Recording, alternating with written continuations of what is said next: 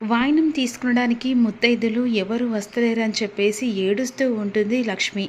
ఇదంతా సహస్ర వల్ల అని చెప్పేసి తెలుసుకొని లక్ష్మి తన ఏదో పాపం చేసిందనుకొని తాపంతో అమ్మవారి దగ్గర తల పగల కొట్టుకుంటూ ఉంటుంది. నేనేం పాపం చేశానమ్మా, నాకెందుకు ఇలాంటి శిక్ష విధిస్తున్నావు? నా కోసం కాకపోయినా నా కడుపులో బిడ్డ కోసమైనా కనీసం కనికరించమ్మా అని విధంగా వేడుకుంటూ తల పగల కొట్టుకుంటూ ఉంటుంది. బిహారీ మాత్రం ముత్తైదుల కోసమని అందరినీ అడిగినా కూడా వాళ్ళు అందరూ తిరస్కరిస్తారు.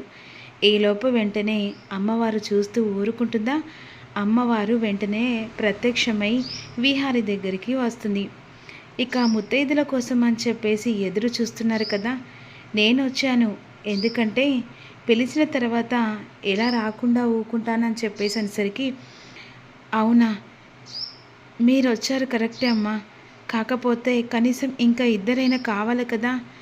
తెలుసు నాయన, ఆ ఇద్దరు కూడా వచ్చారు. ఎవరో కాదు, మా అక్క మా చెల్లి అని చెప్పేసి ఈ విధంగా ఇక సకల దేవతలతో ముగ్గురు ఏకమైన ఆ ఇద్దరు అక్క చెల్లెలు కూడా వస్తారు. అక్క చెల్లి అని చెప్పేసి పిలిచేసరికి, ఏంటి చెల్లి పిలిచావా అని అడుగుతూ ఇంకో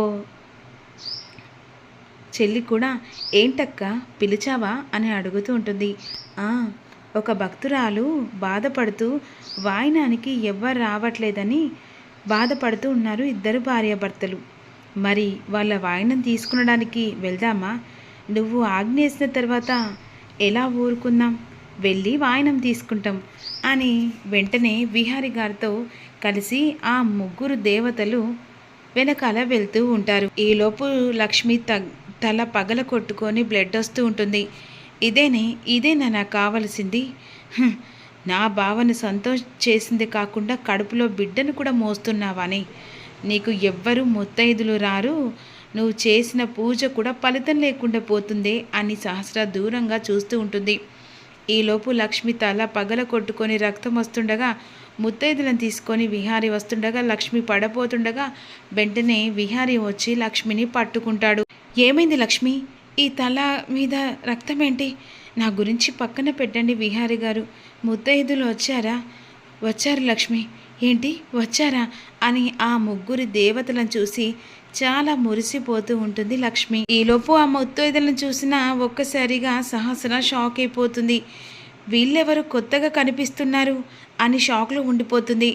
అప్పుడు వెంటనే అవని రూపంలో ఉన్న అమ్మవారు, ఈ దుర్గా ఉన్నంత వరకు నీకు ముత్తైదులకు కొదవ ఉండదు అనేసరికి, అమ్మవారు దిగచ్చినట్టుగా మాటలు మాట్లాడుతున్నావమ్మా, నీ పలుకులు వింటుంటే సాక్షాత్తు ఆ అమ్మవారు దిగి వచ్చినట్టుగా అనిపిస్తుంది. అలాగే అనుకో లక్ష్మి అని చెప్పేసి ఈ విధంగా ఇక అమ్మ వాళ్ళందరూ కలిసి లక్ష్మి విహార్ని దీవిస్తూ ఉంటారు. ఇక వెంటనే విహారి గారు అమ్మవార్లకు వాయినం ఇవ్వాలనేసరికి అదే సమయానికి పంతులు గారు కూడా వస్తారు. ఆహా, అమ్మవార్ల దిగచ్చినట్టుగా ఉందమ్మా, నీ కోరిక అమ్మవారు వదిలిపెట్టలేరు, ఎలాగైనా ముత్తైదులను వచ్చేలా చేసింది అని విధంగా పంతులు గారు మంత్రాలు చదువుతూ ఇక ఆ మంత్రాలు చదువుతుండగా వెంటనే అలా వాయినం ఇస్తూ ఉంటుంది. ఇస్తినమ్మ వాయినం, పుచ్చుకుంటున్నమ్మ వాయినం అని చెప్పేసి అలా దుర్గమ్మకు వాయినం ఇచ్చి తన ఆశీర్వాదన తీసుకుంటూ ఉంటుంది లక్ష్మి. ఇంకిద్దరి అక్క చెల్లెలకు కూడా వాయినం ఇస్తుంది. వాయినం ఇచ్చిన అయిపోయిన తర్వాత పూజ కంప్లీట్ అయింది కదా అని చెప్పేసి పంతులు గారిని అడుగుతూ ఉంటాడు విహారీ. లేదు ఇంకా ఉందని చెప్పేసి దుర్గామాత చెప్తూ ఉంటుంది. పూజ ఇంకా అయిపోలేదు, ముత్తైదులకు అండిన ప్రసాదం మాకు పెట్టాలి కదా, అప్పుడే పూజ అయిపోయినట్టు. అవును విహారి గారు అనే విధంగా లక్ష్మి అంటుంది.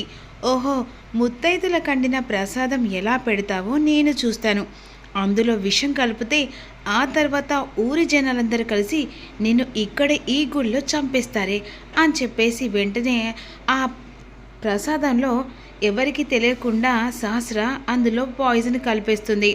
ఈలోపు వెంటనే లక్ష్మి వెళ్ళి ఆ ప్రసాదం తీసుకొచ్చి ముగ్గురు అమ్మల్ని కూర్చోబెట్టి ప్రసాదం పెడుతూ ఉంటుంది. అప్పుడు వెంటనే ఆ ప్రసాదం తింటూ వాళ్ళ గొంతుల్లో ఆ విషం మెల్లిమెల్లిగా పోతూ ఉంటుంది. అంటే అది ఎలా అంటే ఆ శివయ్య గొంతులో విషం పోయినట్టుగా ఈ ముగ్గురు అమ్మవారి గొంతులో విషం మెల్లిమెల్లిగా దిగినట్టుగా అనిపిస్తుంది. అప్పుడు వెంటనే అమ్మవారికి పొలమారుతుంది. అయ్యో అమ్మ, పొలమారిందా అని చెప్పేసి లక్ష్మి మంచిలిస్తుంది. లేదమ్మా, కొన్ని గ్రహాలు అడ్డుపడుతున్నాయి. ఆ గ్రహాలకు ఇక ఏదో ఒకటి చేసి చెప్పాలమ్మా అనే విధంగా ఆ దుర్గమ్మ అంటూ ఉంటుంది. అవునమ్మా, ఇప్పుడు చాలా సంతోషంగా ఉందమ్మా. మీరు వస్తారో రేరమ్మా అని చెప్పేసి బాధపడ్డాను. అలా ఎలా బాధపడతావు లక్ష్మి? ఈ అమ్మ నీకు తోడున్నంత వరకు ఏ గండం కూడా నీకు దరిదాపులో చేరదు.